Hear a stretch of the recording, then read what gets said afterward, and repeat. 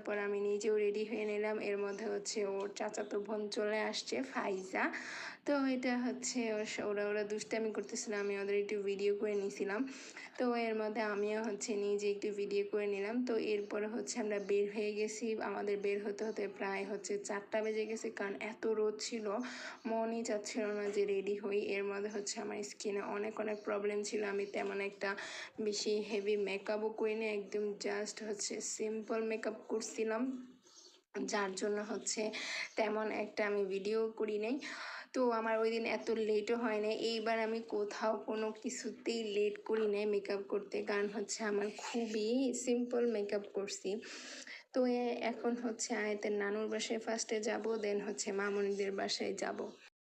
তো আমাদের এই কুমিল্লা শহরে একদম নিরিবিলি দেখা যাচ্ছে, মানুষও একদম কম, মানে খুবই একটা শান্তিময় পরিবেশ ছিল দিনের বেলা। রাত্রেবেলা